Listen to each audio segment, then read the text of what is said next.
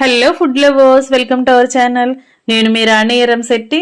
Friends, ఈరోజు 2 బంగాళదుంపలతో సింపుల్గా టేస్టీగా అన్ని మన ఇంట్లో ఉన్న ఇంగ్రీడియంట్స్తోనే చేసుకుని ఆలూ బోండా చేసి చూపించబోతున్నాను. ఈ రెసిపీ అనేది చిన్నపిల్లలు పెద్దవారు అందరూ కూడా ఎంజాయ్ చేస్తూ తినే రెసిపీ అండి. చాలా చాలా బాగుంటుంది. ఆ ప్రాసెస్ అంతా క్లియర్గా చూద్దాం. వీడియోని ఫస్ట్ నుంచి లాస్ట్ వరకు చూడండి. మధ్య మధ్యలో స్కిప్ చేయకుండా చూడండి. ప్రాసెస్ అంతా చాలా సింపుల్గా ఉంటుంది. బోండాకి టేస్ట్ అనేది చాలా చాలా బాగుంటుంది. చిన్నపిల్లలు పెద్దవారు అందరూ ఇష్టపడుతూ తినొచ్చండి.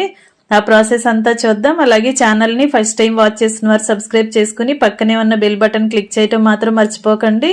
నేను పెట్టబోయే రెసిపీస్ అన్ని డైలీ మీ ఫోన్కి నోటిఫికేషన్కి వస్తాయి. ఏ రోజు రెసిపీ ఏ రోజు ఓపెన్ చేసి చూడండి. మీకు నచ్చిన రెసిపీస్ని కుక్ చేసి ఫ్యామిలీకి సర్వ్ చేయండి. సింపుల్ ప్రాసెస్తో టేస్టీ రెసిపీస్ని చూపిస్తాను. అన్నీ కూడా మన ఇంట్లో ఉన్న ఇంగ్రీడియంట్స్తోనే సింపుల్ ప్రాసెస్తో కుక్ చేసే రెసిపీస్ని చూపిస్తాను. ఇంకా ప్రాసెస్లోకి వెళ్ళిపోదాం. 2 బంగాళదుంపలను తీసుకుని పైన శుభ్రంగా కడగండి. ఇలా కడిగిన తర్వాత ఒక్కొక్క దుంపని ఇలా పొడవుగా 4 ముక్కలుగా కట్ చేసి తీసుకోండి. దుంపల్ని ఎప్పుడు ఉడికించినా కూడా నిలువుగా కట్ చేసుకుంటేనే దుంప అనేది చాలా ఫాస్ట్గా ఉడికిపోతుందండి. అడ్డంగా కాకుండా ఇలా నిలువుగా నేను చూపించే విధంగా కట్ చేసి తీసుకోండి.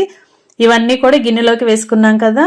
ఒక 1/2 గ్లాస్ వాటర్ పోసుకుని ఒక 1/2 టీ స్పూన్ సాల్ట్ వేసుకోండి. 1/2 టీ స్పూన్ పసుపు కూడా వేసుకుని ఇవి 2 వాటర్లో కలిసేంత వరకు బాగా కలుపుకోండి.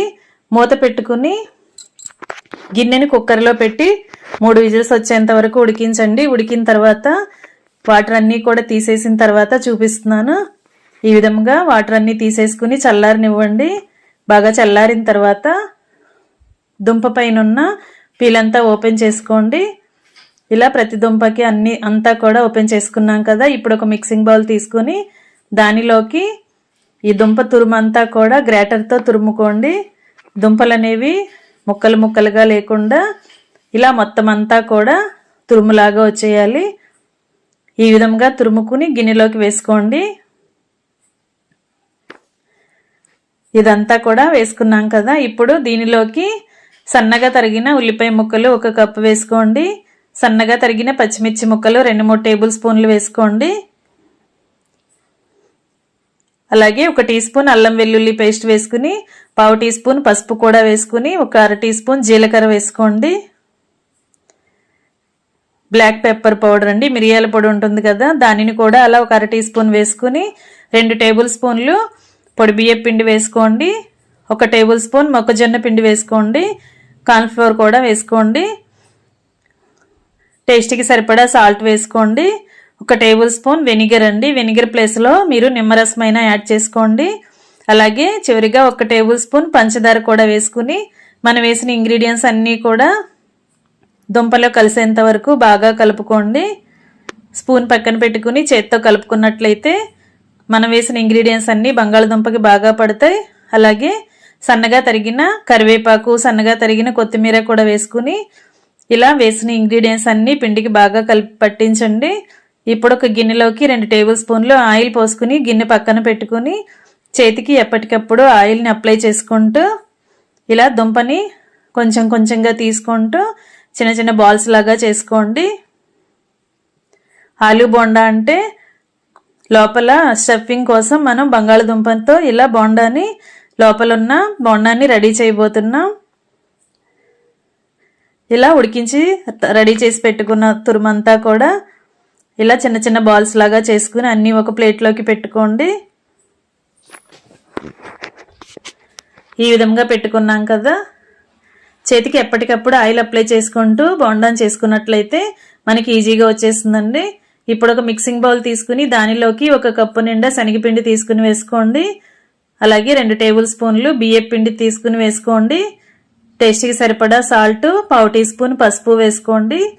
1/2 టీ స్పూన్ వాము వేసుకోండి. మనం వేసిన ఇంగ్రీడియంట్స్ అన్నీ కూడా శనగపిండిలో కలిసేంత వరకు బాగా కలపండి. దీనిలోకి చిటికెడు వంట సోడా కూడా వేసుకోండి. బోండా అనేది పొంగుతూ చాలా క్రిస్పీగా వస్తుంది. ఇలా వంట సోడా అంతా కూడా పిండిలో కలిసేంత వరకు బాగా కలుపుకుని పిండిని బజ్జీల పిండిలాగా రెడీ చేయండి. కొంచెం కొంచెంగా వాటర్ పోసుకుంటూ పిండి కొంచెం చిక్కగానే ఉండాలండి, మరీ జారుగా ఉండకూడదు. ఇలా నేను చూపించే విధంగా ఉండలనేవి ఎక్కడా లేకుండా విస్కర్తో కానీ గరిటతో కానీ బాగా కలపండి. మనం ఫింగర్ని పిండిలో ముంచినట్లయితే పిండి అనేది వేలికి అంటుకోవాలి, జారకుండా అంటుకోవాలి. ఆ విధంగా కలుపుకోండి. ఇప్పుడు మనం ముందుగా రెడీ చేసుకున్న బంగాళదుంప బాల్స్ని అలా పిండిలో డిప్ చేసి డీప్ ఫ్రై చేసుకుందాం. డీప్ ఫ్రైకి సరిపడా ఆయిల్ పెట్టుకుని ఆయిల్ కాగిన తర్వాత ఫ్లేమ్ మీడియంలో పెట్టుకోండి. ఇప్పుడు ఒక్కొక్క బంగాళదుంప బాల్ని కూడా అలా పిండిలో డిప్ చేస్తూ ఇలా ఆయిల్లో వదలండి. చేతితో కూడా చేసుకోవచ్చండి ఈ ప్రాసెస్ అనేది. కానీ చేతులకి పిండి అనేది శనగపిండి అనేది అంటుకొని ఆయిల్ నిండా కారుతూ ఉంటుంది.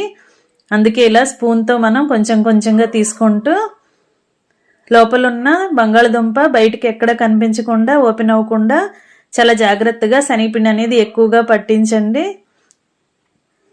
ఈ విధంగా ఆయిల్కి పట్టినన్ని బోండాలను వేసుకొని గరిటెతో అటు ఇటు కలుపుకుంటూ డీప్ ఫ్రై చేసుకోండి.